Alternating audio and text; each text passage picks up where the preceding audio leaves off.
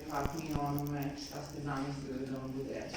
Ali konkretno ovo što vidite tu u tanjiru, to je u svežem stanju, apliciran, napravljen je pečat onoga šta želite da aplicirate i ponavljanjem je utisnut na površinu u svežem stanju. A da li se dešava da se neke te šare nakon recimo uvijek proteči i stavi malo Ne, što se tiče skupljanja, kako je rekao, sve i šara se skupljaju, skupi se i talje. To sve ide proporcionalno. Ali greška se desi u raznim segmentima procesa. Nekad vi ne znate da se napravili greške, da biste lepo premesili bilo na početku procesa, pre sedanja na točan, da niste primetili da je ostao zarobljen negde vazduh, prilikom tog skupljanja, taj vazduh nije mogao nigde da izađe i došlo do pucanja. Ili do nekog balončića, da je došao neki balončić, imate punu kopu neku keramike za prijatelje kad dođu u atelje da se obraduju i da zasadite cveće, saksice i tako. Tako da uvijek se nađe namena i za takve stvari. Ali dosta je zahtevna izrada keramike, dugotrajan proces i morate da ga pratite baš onako kako on nalaže. Nema požurivanja, svako požurivanje se kao naplati na kraju, što je prosto stajevi, što slikovito objasnije, ako je glina pamet. Znači, silno ćete se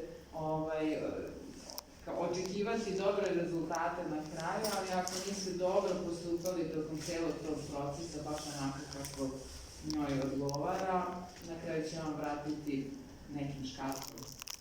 Tako da, ali u principu kad se savladaju ti koraci, pruža jako veliko zadovoljstvo, uvijek postoje neki nenadani, ali pozitivni momenti. Znači, ne znam, ja sam znala da će ovo biti zelena glazura sa ovim segmentima, od prilike, jel, sam mogla da procenim, ali ne znam tačno kako će efekti da izađu. Može da vam ne odgovara, ali vrlo često vas usreći koji su lepi efekti, zato što nisu ni približne boje, ni približne glazure onome kako tražite, sa onim šta je kada izađe iz peći. Jako velik razlika. Tako da možete da budete strpljivi da biste videli krajnje rezultate. Kod nas i studenti, obično kad dođemo ujutru, neko cupka ispred peći. Imamo katance i ključeve i onda neko cupka čeka da se otvori, padne temperatura ispod 200 bar da bismo oškrinuli, onda vidjeli i to smo se šaljali, da se keramičari možete da prepoznate da što nemaju trepavice i obrove, svi se guramo da vidimo šta je u peći. Znači tako, znači karakteristike dobrog keramičara, šta bi rekao ovako neke osnovne karakteristike? Da li je to, podrazumeva se kreativnost, da li je tu upornost? Upornost, istrajnost, smirenost, mada po prirodi stvari posao sam smiri. Evo imam primer, sad mi se pala na pamet jedna studentkinja trenutno koja je prilično dinamična, ali kada radi, pošto mora da ispoštuje taj proces, onda to i njen karakter prilagodi tome i dobro ga preusmeri na neke segmente, ali mislim da je prija bavljati keramikom da nju stavi u balans. Tako da, ali morate da budete vredni, mislim morate da budete vredni za bilo kojem profesijom da odlučite da se bavite tu jedino neže uspeh. A za keramiku vam treba onako istrajnost, upornost i ajde da kažem, možda malo veći fizički veći rad od nekih drugih likovnih struka. Ja sam u dizajnerskoj bila na grafičkom odseku, pa imam dovoljno slobode da kažem da do negde poznajem taj deo profesija. Znači, što se tiče keramike, morate recimo da imate svoj prostor. Znači, grafičkim dizajnom recimo možete da se bavite za računarom, za jednim radom stolom, a za keramikom da biste se bavili morate da imate atelje. On ne mora da bude neki izopšteni prostor negde, meni je recimo u okviru stana nema drugačije mogućnosti, ali jedna prostorija je atelje, prilagođeno nameni ateljera i to je to. A gde savremeni keramičari izlažu svoja dela? Da li postoje posebni prostori koje vi više preferirate zbog tih nekih možda i tehničkih uslova ili kako ide ta izlagačka delatnost kod vas? U principu, ima dosta grupnih izložbi koje su se održale tokom godina, tradicionalnih. Bijenale keramike. Postoje velike internacionalne izložbe koje su upravo u ovim istočnačkim zemljama uglavnom, upravo su Japan, Kina, Tajvan. Tamo je, kako bih rekla, baza i kulturološki nekako istorijski najviše su potkovani i daju značaj celoj toj grani. U Fajenci postoji jako to je u Italiji, to je čuveno. Tako da postoji i Fajenca. Nije Firenze, nego Fajenca. Postoji po Evropi isto dosta internacionalnih bitnih izložbi, tako da pogledajte malo po internetu, to vam je danas pristupačna metoda. Keramika, ja mislim da je onako blago nevidljiva jedna grana. Ko ima senzibiliteta prema trećoj dimenziji, obično prvo vidi vajarstvo. Ko ima senzibiliteta prema dve dimenzije, obično slikarstvo. A mi smo između. Mi smo tačno između. Mi smo još onako malo tehnologije da ubacite i nekih drugih veština, ali u suštini smo treća dimenzija za koju je jako bitan taj neki odnos prema slikarstvu. A Ivana, reci nam, koje se još tehnike koriste? Kamenina je ovako najviše... Kamenina je kod nas najzastupljenija, ali porcelan je tehnika koja zahteva još veću temperaturu, ali za temperaturu ponajmanje, da je sad to kao ključna stvar, veština je tu bitna, obrada porcelana zahteva vrhunsku veštinu. Naravno, može da se razgranava se tehnike keramike po tim nižim temperaturama od grnčarije do te kamenine i porcelana, ali najzastupljenija je kamenina upravo to jer je, još od kad je profesor Branislav Stajević, doneo nju na fakultet, mi smo prosto, moja generacija recimo samo radila u kamenini. Tako da imali smo neke probe, ne znam, osličavanja majolika, nekih cilindara, onda ima i raku, japanska tehnika, tako je raku, japanska. Ivana je spomenula da su azijske zemlje vrsne u izradi umetnosti keramike. Znači ima niz... Da, prosto niz različitih. Zavisno od likovnog izraza možete da se prilagodite i drugim, odnosno tehnike druge, da uzmete i bavite se nije kamenina jedina. Ona je prosto najzastupljenija kod nas, kažem, zato što je na fakultetu primenjenih umetnosti koja je jedina visoka škola, ne samo u Srbiji, nego i u regionu, je najzastupljenija i prosto svi razvijemo neka dalja ispitivanja i istraživanja na bazi te tehnike, pa nekako i ostalo.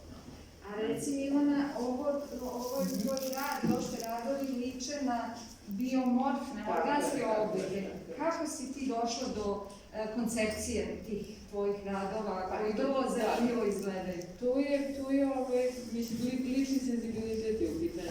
Prvenstveno očuvati funkciju posude, a dati joj neki asocijativni moment vezan za prirodu, tako je, za neki list, za neki plod, za neke... To su forme koje su meni primarne, da se oseti ta mekoća forme i ta mogućnost manipulisanja.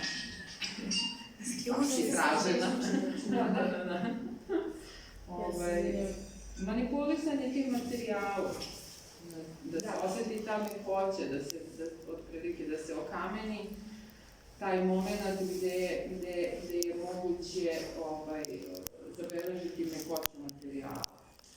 Nema tu neke prevelike. Mislim, do ovoga sam došla raznim nekim prethodnim radovima. Neki su složeniji, neki su svedeniji, ali generalno poenta je da ostane forma, da ostane funkcija upotrebna, a da zapravo da bude taj prvi moment, da ti je lepo, nema tu neke, kod mene dojena neke prevelike filozofije, da oplemeni sekretarici stol, sekretarici činio, napravno voće, kad povadite to da vam je lepo, da vas ispunjava se to. A ipak ta tekstura uče najviše na asocijaciju na neke prirodne forme. Što se mene tiče uglavnom, da, u tom sam nekako... A kako dobijaš tu ujednačenost? I to je, znači, ovi radovi koji su izloženi su kompaktni, nekako koherentni. Kako dobijaš tu disbalansa? Se kreće od promišljanja, znači kao i bilo koji zadatak ili bilo šta što imate da radite, kreće od skica. Kreće od skica, promišljanja toga, do čega to može da se razvije i onda se usredsredite na određeni segment koji ste razradili njega, mislim, konkretno u ovom slučaju to je ta jedna tematika. Znači, skice postoje pre... Tako je da, što se mene tiče, ja školski pristupam i dan danas i bez papira i olovke ništa ne kreće. Kaži, da li vam se nekada desilo da ste recimo došli na neku ideju i niste stigli ni da napravite skicu ili nešto, hteli ste da probate da vidite kako će da napreduje i da li vam se desilo da mi se nije svidela ta ideja i da ste u tom grešci koju ste napravili videli nešto mnogo bolje i napravili? Znači, postoje momenti kad to, toliko mi je jasno u glavi da sad odmah ću da sedem za točku da krenem nešto da radim i dešava se da to potpuno kad izradiš nije to. Sa keramikom je super ako to provališ da ne valja u onom trenutku da ti još uvek u glini, jer samo da pustiš u vodu i to je opet glina, tako da nije bačeni materijal, a dešava se da iz neočekivanog nekog procesa zapravo dođeš do rešenja koje odobriš i nastaviš dalje time da se baviš. Imam recimo blokove sa tim skicama i promišljanjima još od fakulteta, koji sam završila 2003. godine, znači to su sad onako gomile tih blokova kojima se ponekad čak i vratim i onda tačno mogu da pronađem tačku odakle sam krenula i razradila neke stvari, ali i gomila stvari je postala na samo onoj prvoj, pa se nekad čak i vratim da mi to bude inicijalna tačka za nešto, ili recimo dobijete neki posao, neku konkretnu stvar, znači nisam tu stvar, samo ja dođem u atelje i inspirisana sam prirodom, pa ću da napravim tako činim. Dođem poslodavac i kaže meni treba za restoran tog tipa, takve i takve stvari, vrlo jasnih dimenzija, treba da imate osnovno interijer, taj sadržaj tog dijela ili priče, sve zavisi šta je rezultatak. I onda sednete, radite, promišljate, pravite izložke, shvatate posao. Ova profesija ima i tu drugu stranu, znači jedna je potpuno tako likovna, slobodna i tražite inspiraciju, radite, razrađujete, pravite izložbe, a druga stvar je, drugi ugao toga je potpuno ta poslovna strana koja, po mom skromnom mišljenju, najbolje kad se sve to nadopunjuje. Kada se bavite i produkcijom, kada se bavite najsredenije običnim suvenirom, znači kada pravite suvenir keramički i kada pravite neku upotrebnu činiju, ko može da se nađe na izložbi, ili keramičku skulpturu koju šaljete na vrhunsku izložbu u Japan. Može to sve da se postigne i mislim da je to onako dobitna kombinacija. Izvini, kaži. Kako ste došli na ideju da se bavite keramikom? Vrlo slučajno, pa je zato sam rekao da je keramika, slučajno, a namerno, nevidljiva grana. Ja sam to završila grafički dizajn u dizajnerskoj školi. Naravno, posle događaja sam htjela da upišem grafiku, nisam uspela da upišem, pala sam prijemni ispit, ali tamo gde sam se spremala za prijemni ispit crtanje i slikanja, to je se otelje za keramiku. Jedna koleginica me zvala na probni čas koji je naravno besplatan, da joj pravim društvo i to je moja sudbina. Mislim, zašto vam pričam to? Vrlo često to pričam recimo i studentima i đacima, razne časove sam do sada držao. Vrlo je bitno da pronađete zapravo, ako se opredelite, nebitno u stvari ni da li je to likovna struka, bilo kojom strukom da želite da se bavite. Nekada su vam padovi zapravo vam otvaraju vrata za pravac gde ćete se u stvari bolje osjećati. Možda niste u pravu, ako ste nešto na brzaka mislili da i deluje da je nešto super, a u stvari se vi skloni za nešto drugo. Uvijek dajte šansu da promislite to šta je vaše opredeljenje i zašto vam se sad nešto desilo, zašto vam se neka vrata otvaraju ili su vam se nekad otvorila. Mislim, moja sudbina je tako da sam, eto, taj čas, otišla sam na taj čas i to je najbrže provedeni 4 sata bilo gde, bilo svemu.